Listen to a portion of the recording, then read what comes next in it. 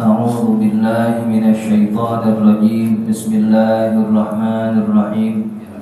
الحمد لله رب العالمين، وبه نستعين على أمور الدنيا والدين، وصلى الله وسلم على سيدنا ومولانا محمد خاتم النبيين وعلى آله وصحبه أجمعين، ولا حول ولا قوة إلا بالله العلي العظيم. اللهم لا علم لنا إلا ما علمتنا إنك أنت العليم الحكيم، ولا فهم لنا إلا ما فهمتنا إنك أنت الواسع الكريم. نسأل الله سبحانه وتعالى أن يعلمنا ويفهمنا ويفتح علينا فتوح العارفين، إنه بذلك قدير وبالإجابة جدير، وهو حسبنا ونعم الوكيل. إلى حضرة النبي محمد صلى الله عليه وسلم. الفاتحة. بسم الله الرحمن الرحيم. الحمد لله رب العالمين، الرحمن الرحيم، مالك يوم الدين، إياك نعبد وإياك نستعين، اهدنا الصراط المستقيم، صراط الذين أنعمت عليهم غير المغضوب عليهم ولا الضالين، آمين. Wa min rahmatillahi subhanahu wa ta'ala li'ibadihi, dan di antara sayangnya Allah subhanahu wa ta'ala kepada para hambanya, an arsala ilaihim mi'ata alfin wa arba'atin wa ishrina alfa nabiyyin, ialah Allah mengutus kepada mereka 124.000 banyaknya nabi. Yu'allimuna an-nasa nuskhatal kimia, yang para nabi itu mengajari manusia naskah-naskah wahyu. Wa yu'allimunahum kaifa yaj'aluna al-qalba fi kauril mujahadah, serta para nabi itu mengajarkan kepada manusia bagaimana menjadikan hati berada di lingkungan mujahadah. Wa kaifa yutahhiruna al-qalba, dan bagaimana manusia ini membersihkan, mensucikan hatinya, minal akhlaqil mazmumati, dari sifat-sifat akhlak yang buruk. Wa kaifa yu'addunahu li turuqis shafa, lalu bagaimana manusia-manusia ini mengantarkan hatinya menuju jalan-jalan yang bersih. Nah, itu diantara kasih sayangnya Allah subhanahu wa ta'ala.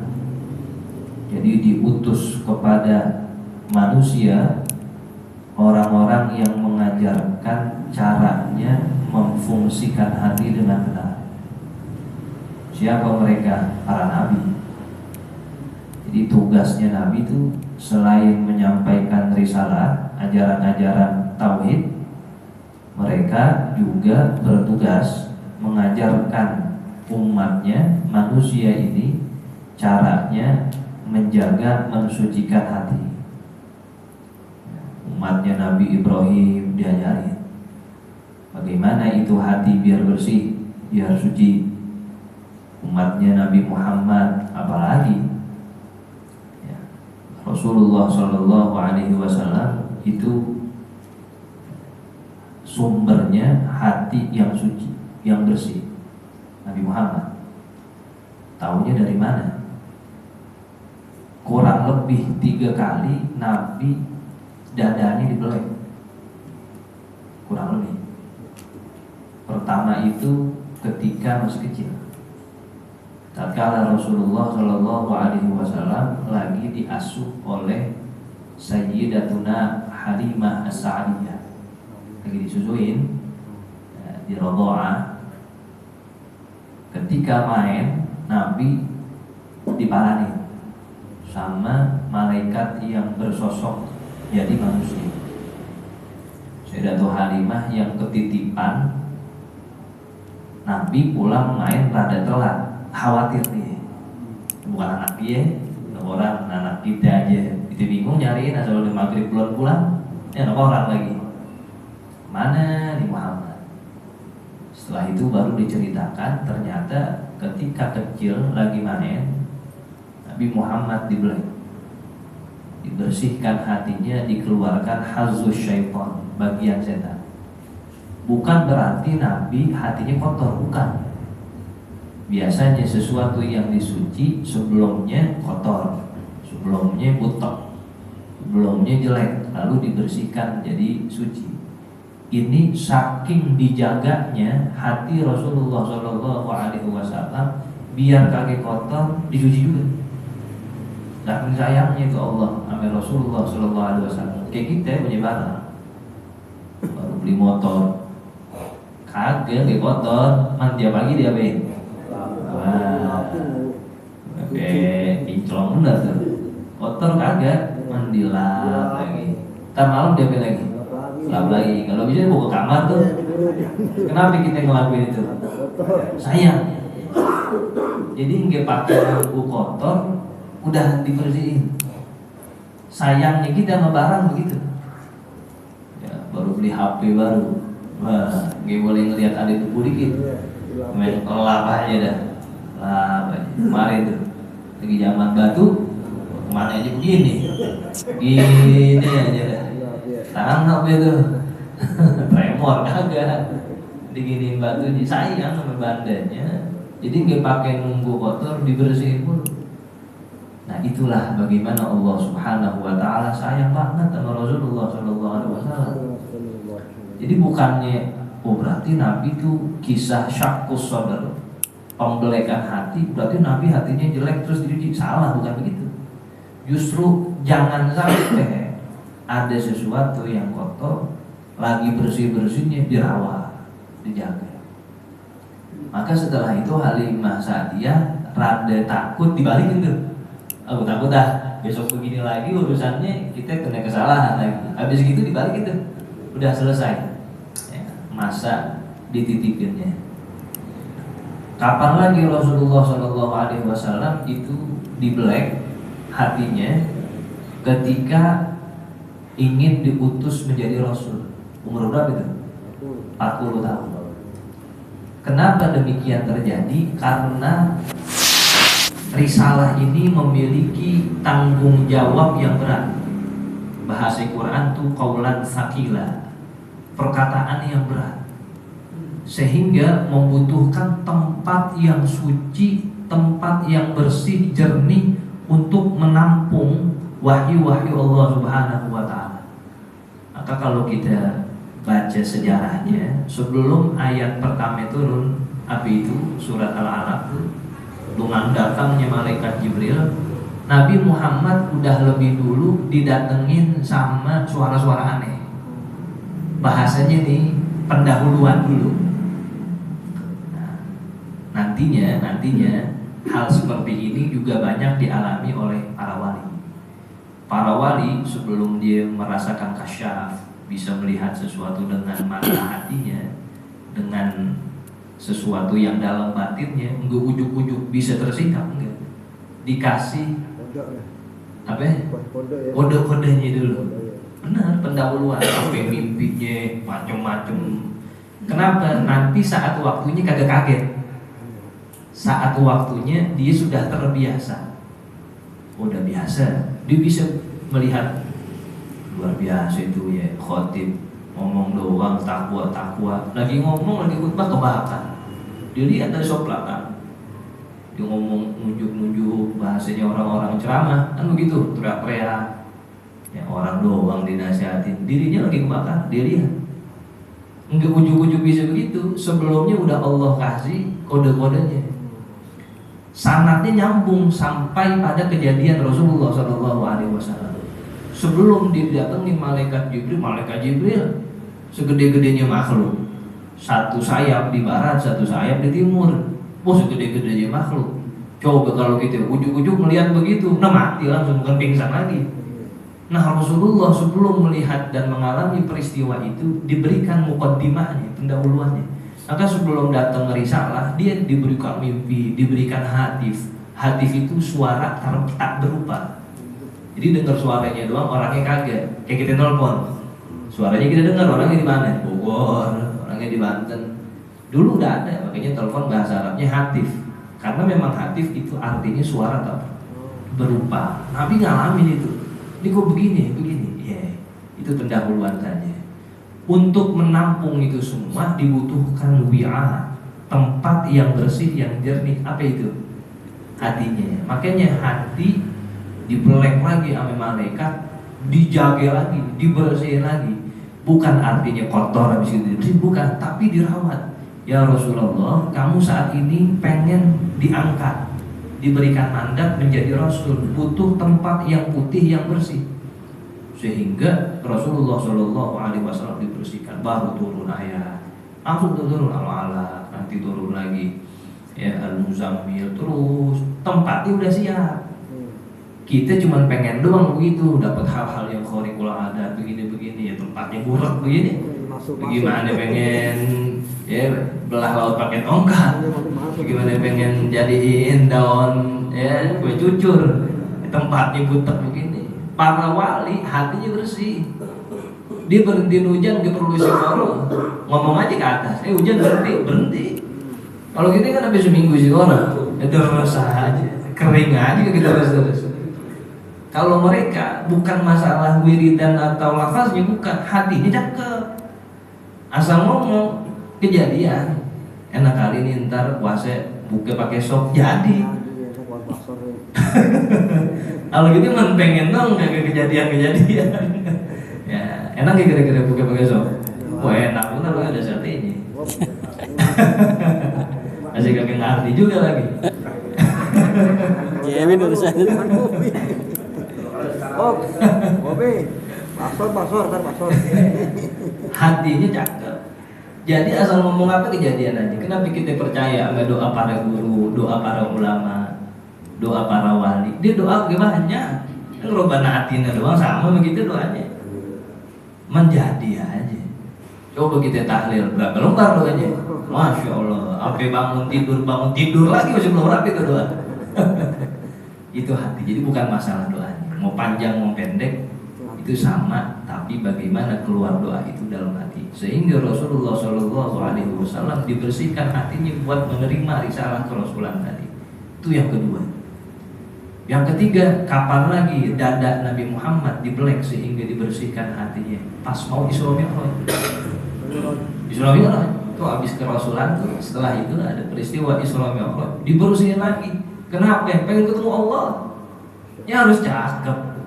Ini pelajaran juga buat kita. Kita mau ketemu Allah, mau sholat, ya sembarangan aja. Kain dipakai tidur, pakai lagi. Buat sholat itu iler, ya apa aja ada di sini, ntar bikin bakwan, pakai lagi tuh kain. Ya, gimana mau nyampe mi'rajnya? Semuanya sama. Tapi Nabi kan itu kita diajarin.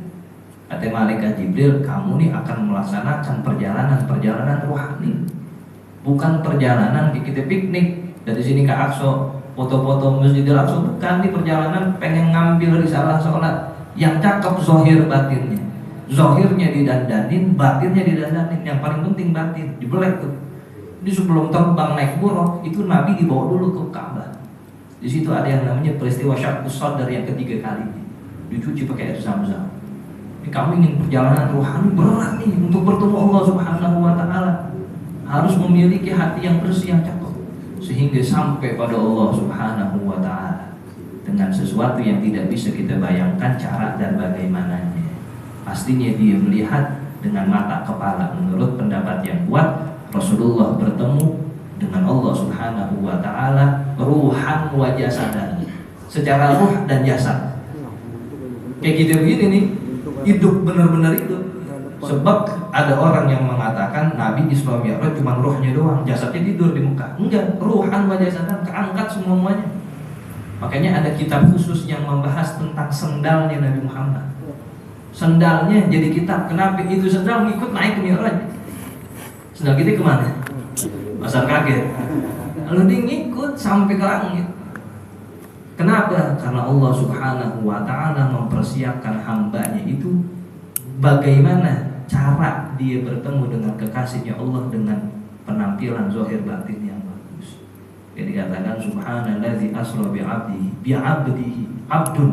Yang namanya abdun ya ruh dan jasadnya.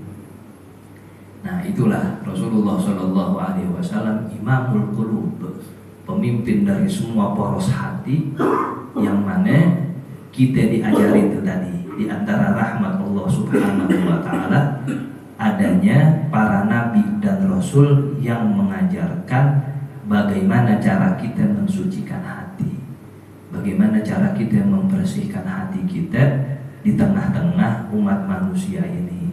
Nah, itu rahmat Allah Subhanahu Wa Taala. Kama qala Subhanahu Wa Taala, sebagaimana firman Allah Subhanahu Wa Taala, huwallazi ba'atsa fil ummiyina rasulan minhum yatlu 'alaihim ayatihi wa yuzakkihim wa yu'allimuhumul kitaba wal hikmah. Ialah Allah Subhanahu Wa Taala yang mengutus fil ummiyina, di kalangan anak Adam yang ummi, rasulan, seorang rasul, minhum, dari mereka, utusannya berbangsa berjenis manusia juga.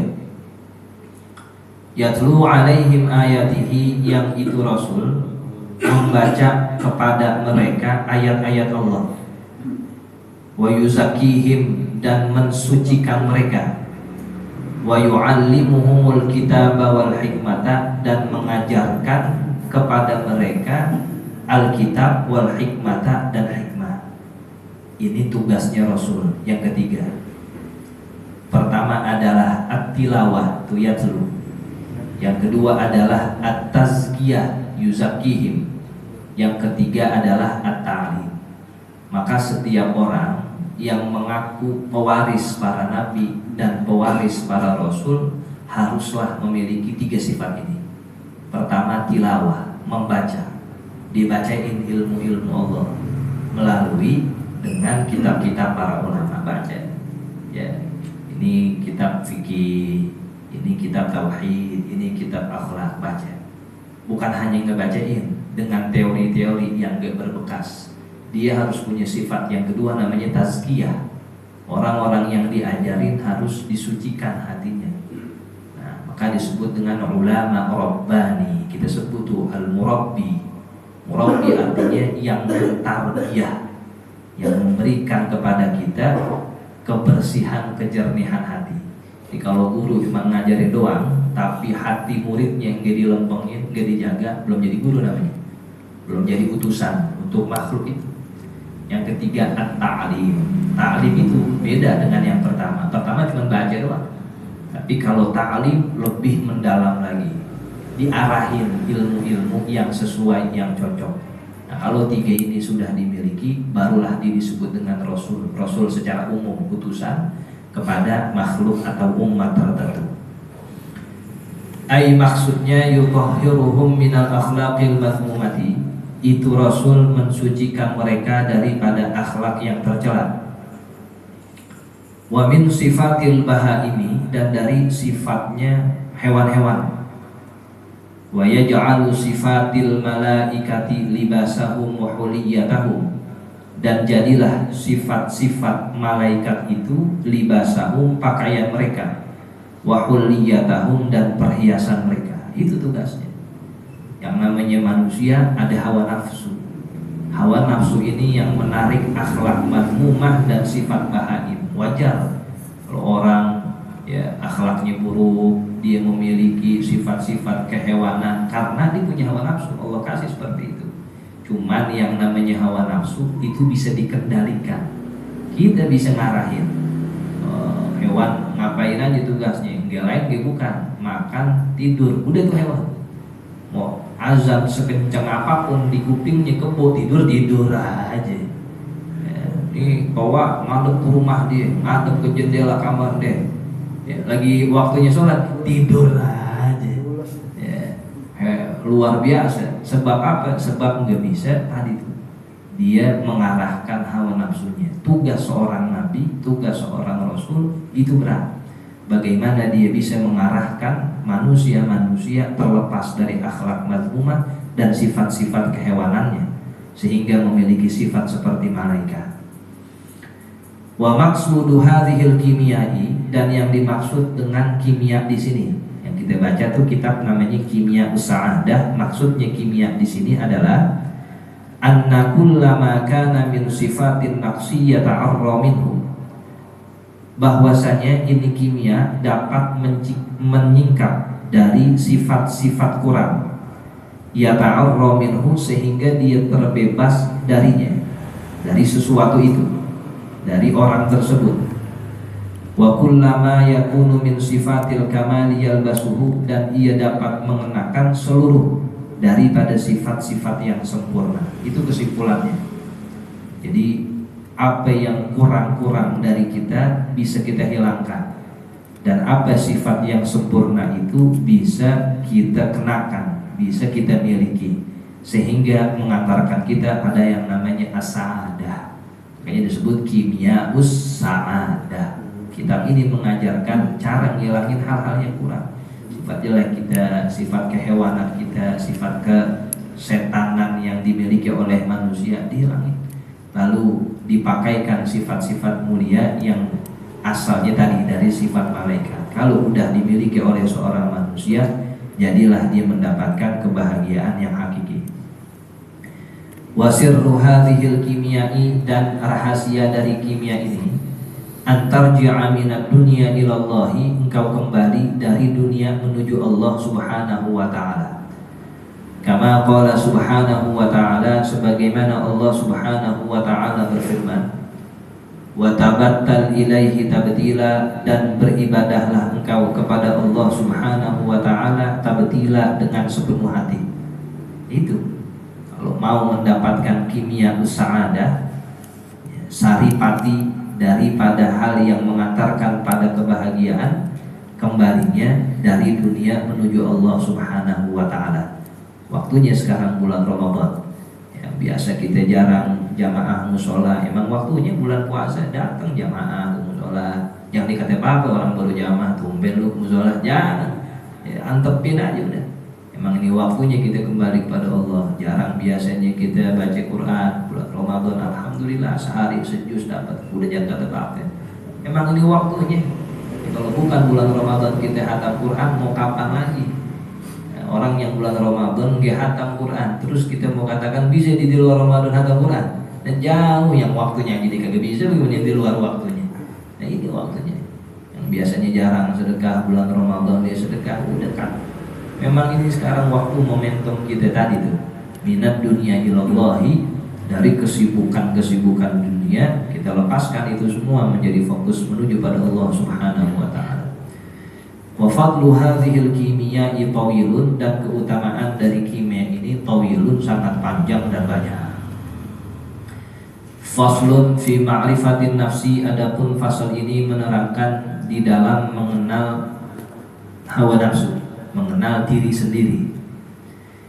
Ya'lam, ketahuilah, anna miftaha ma'rifatillahi ta'ala huwa ma'rifatun nafsi, bahwasanya kunci mengenal Allah subhanahu wa ta'ala adalah mengenal diri kita sendiri.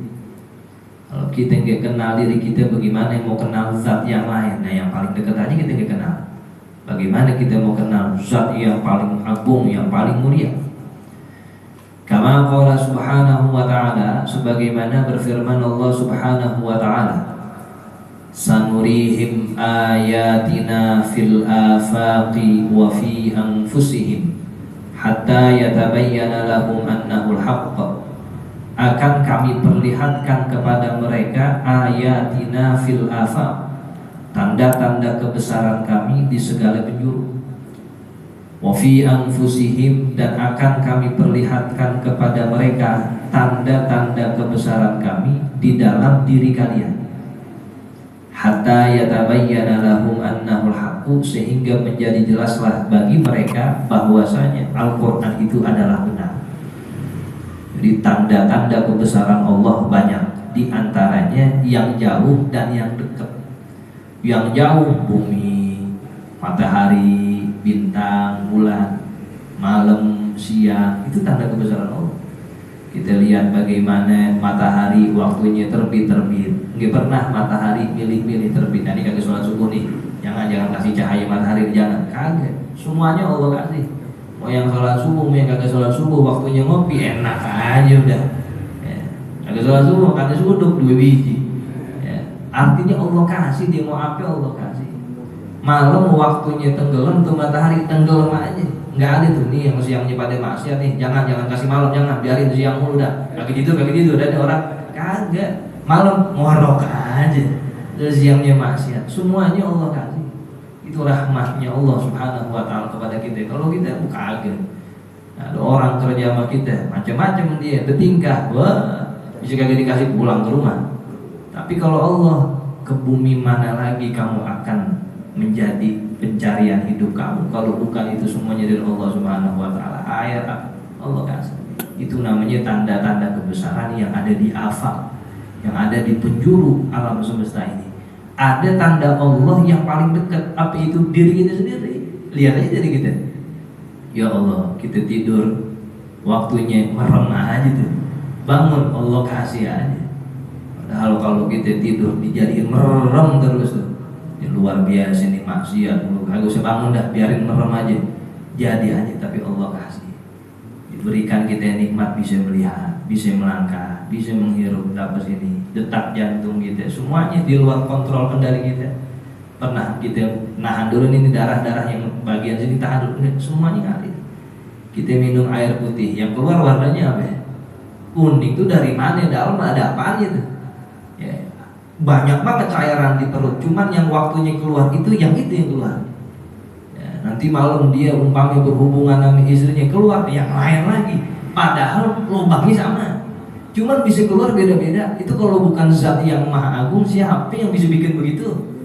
Nah, kalau kita punya dispenser 3 biji, ini panas, ini dingin, ini adem, ini kelihatan bolongannya beda-beda. Ini satu bolongan, warnanya bisa beda-beda yang keluar. Wa fi anfusikum afala tubsirun. Dalam diri kalian kagak mau belajar. Bagaimana Allah kasih kebesarannya luar biasa. Wah, ada orang cuma pengen kentut doang dirawat di rumah sakit 30 juta. Sebab kagak bisa keluar anginnya. Namanya penyakit apa itu? Kalau kita main berat aja enak banget. Dia cuman luar biasa kesehatan Allah kasih. Yang pengen keluarin batu segunduk itu dioperasi ratusan juta. Ya, kita makan enak banget. Bis durian ngopi, waduh udah timpalan ya dah. Kalau dia duitnya miliaran, bapak nggak boleh makan ini. Ya duit banyak bakal apaan? Apa aja nggak boleh. Jadi banyak larangan. Itu Allah Subhanahu wa taala bikin sistem sedemikian rupa di anggota tubuh kita biar kita bisa bersyukur kepada Allah Subhanahu wa taala. Biarin duit kagak banyak, cuman alhamdulillah semuanya Allah kasih enak-enak. Ya kalau encok-encok dikit wajar dah, udah dipakai 60 tahun ya, dipakai tarawih 20 rakaat, masya Allah selonjoran mulu kan di rumah, kuat aja lagi di ngobrol. Azal di musola masjid muap mulu dah. Emang setannya begitu habis buka. Nah itu Subhanahu wa ta'ala memiliki banyak sekali kebesaran. Mau yang jauh kita pikirin tuh alam semesta, mau yang dekat tersedia. Tinggal kita mau kagak mikirin itu semua. Wa qala an-nabiy sallallahu alaihi wasallam, dan bersabda Rasulullah sallallahu alaihi wasallam, man 'arafa nafsahu faqad 'arafa rabbah. Siapa orang yang mengenal dirinya, maka sungguh dia telah mengenal Tuhannya Allah Subhanahu wa ta'ala. Walaysa syai'un aqraba ilaika min nafsik, dan tidak ada sesuatu yang paling dekat dengan kamu melainkan diri kamu sendiri. Fa idza lam ta'rif nafsaka, maka apabila engkau tidak kenal diri kamu, fa kaifa ta'rifu rabbaka, maka bagaimana kamu ingin mengenal Tuhanmu Allah Subhanahu wa ta'ala. Kita ngomongin kekuasaan, kebesaran Allah, nah diri kita aja kita nggak kenal. Yang paling dekat kita nggak kenal. Kita tanya, mana yang disebut Muhammad? Yang namanya Muhammad mana? Ini bukan Muhammad, ini dada nih. Coba kasih tahu kepada saya mana hakikatnya Muhammad yang mana? Umpama nama dia Muhammad, dia nggak bisa kasih tahu. Yang paling dekatnya dirinya aja dia nggak tahu. Bagaimana dia ingin mengetahui keagungan kebesaran Allah Subhanahu wa ta'ala? Mustahil. Ya, makanya kita katakan al-arifu billah. Orang kalau yang sudah sampai ma'rifat namanya al-arifu billah. Orang yang mengenal Allah. Maksudnya bukan mengenal kayak kita mengenal teman sebangku gitu, bukan. Dia kenal dengan tanda-tanda Allah. Begitu maksudnya. Jadi bukan kayak orang udah berteman lalu saking kenalnya disebut arif billah, bukan. Orang yang dikatakan al-arifu billah ngelihat segala sesuatu yang diingat Allah, maksudnya begitu.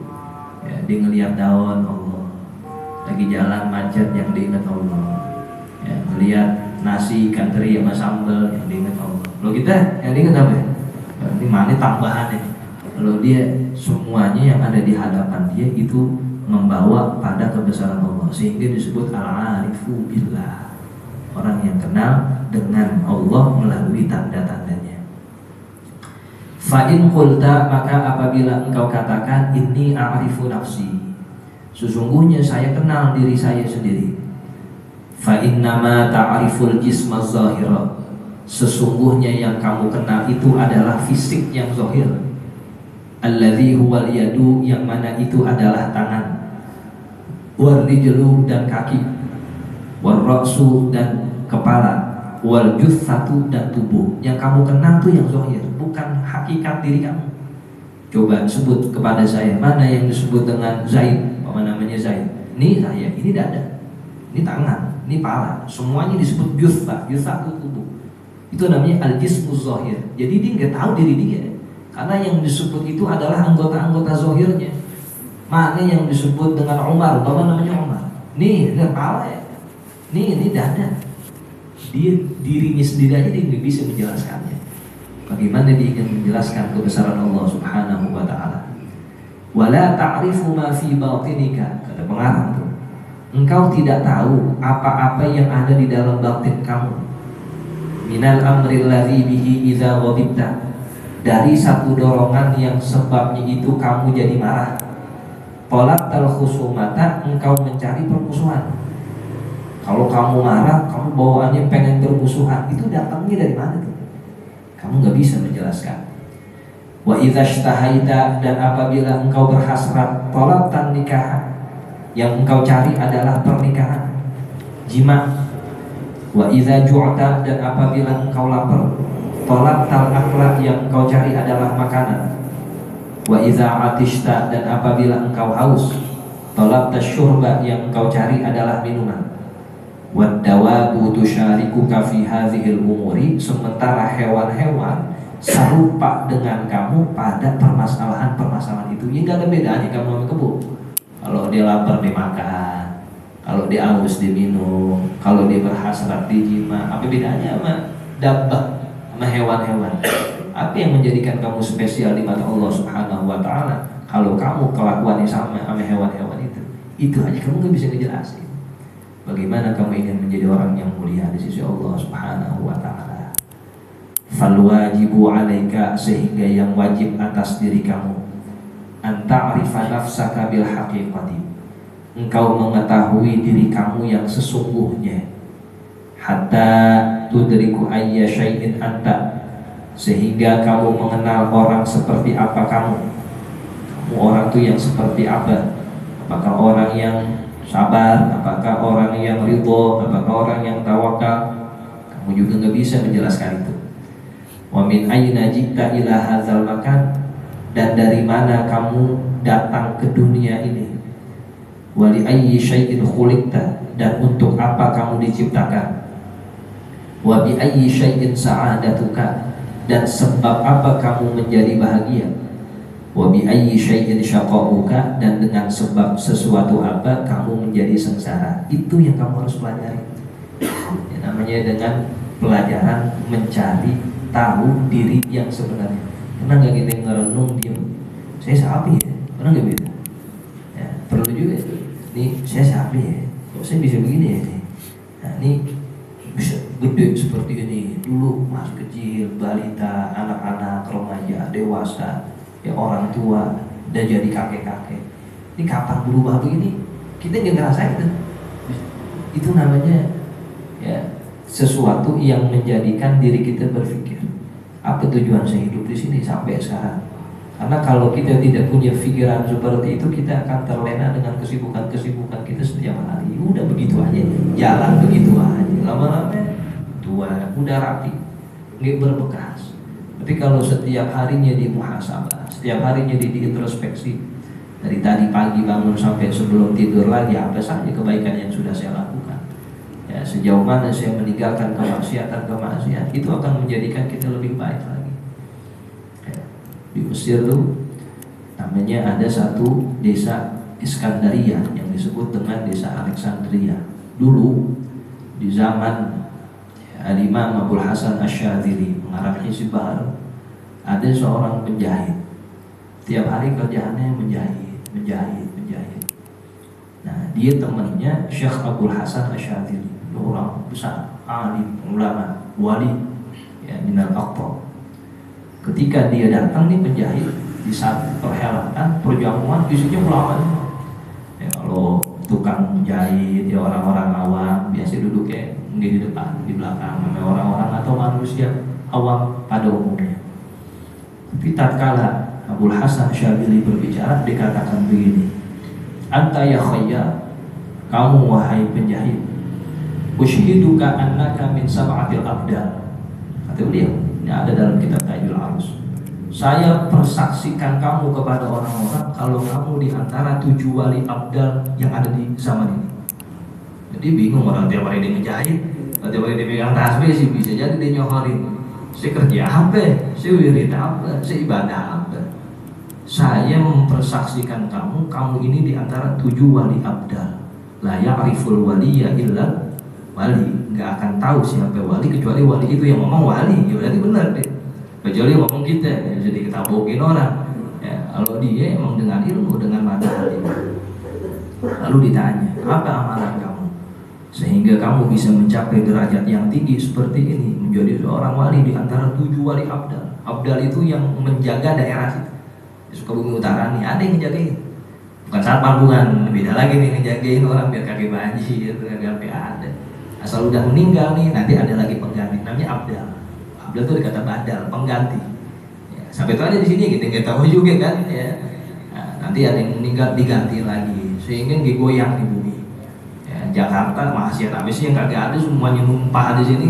Alhamdulillah Allah jagain, bisa jadi ya, ada orang-orang gitu kita nggak kenal. Ya tukang sol, ya tukang-tukang yang kita nggak tahu. Jangan sampai kita meremehkan seorang, tahunya di sisi Allah mereka adalah ya orang-orang yang dekat dengannya. Dipikirin apa ya amalan saya. Oh diingat, ternyata dari dulu amalan dia, pekerjaan dia asal maghrib itu muhasabah diri. Kayak tadi tuh. Dari tadi saya bangun tidur apa aja ya yang dikerjain diingat. Kalau yang diingat adalah pekerjaan ketaatan, dia bersyukur kepada Allah. Alhamdulillah, hari ini saya sudah sedekah, udah ngaji 2 lembar, umpama nih. Hari ini udah ngaji, udah taklim, bersyukur. Tapi kalau yang didapati hari itu ada kemaksiatan, dia taubat istighfar. Setiap hari kerjaan itu, setiap hari. Sehingga dengan amalan itu, ternyata Allah Subhanahu wa Ta'ala angkat dia min sab'atil abdal, dari 7 wali abdal. Di jalan menuju kewalian bukan begini terus, atau ya di goa 40 hari kaki keluar sih lo matahari di gitu. Di gelap ada yang begitu, ada nyampe juga, tapi jalan menuju ya menjadi hamba yang dekat dengan Allah Subhanahu wa Ta'ala itu banyak. Di antaranya tadi muhasabah, dia introspeksi diri setiap hari sehingga Allah akan banyak jalan. Ada yang jadi wali gara-gara sabar diomelin istri, ada juga itu benar, ada kisahnya. Ya sabar aja kan. Kalau mau pakai jalan yang itu boleh aja, bikin kesel aja tiap hari bini kita datang nomelin mulu tuh ya, pakai pulang-pulang kalau dia mau sengaja badar. Kalau ini ada orang yang ya tiap hari di rumah wirid, zikir, ngaji, bininya ngomel, keluar apa kerja, bininya kan ya, entah satu waktu Allah kasih rezeki kepada kita dari depan, belakang, kiri, kanan, atas, bawah, benar. Bininya kan ngerti, cuman kita jangan ngikutin yang begitu kalau belum waktunya atau belum makomnya. Yang ada bener-bener di rumah deh, ya mau ngopi kagak, ngutang aja, harus dia tahu ilmunya. Ya, kalau orang-orang gitu dia tahu ilmunya sehingga ketika yang dikerjakan sesuai ilmu ya pas, ya dia dapat hasilnya. Ya, gitu ya. Qad jumi'at fi batinika sifatun.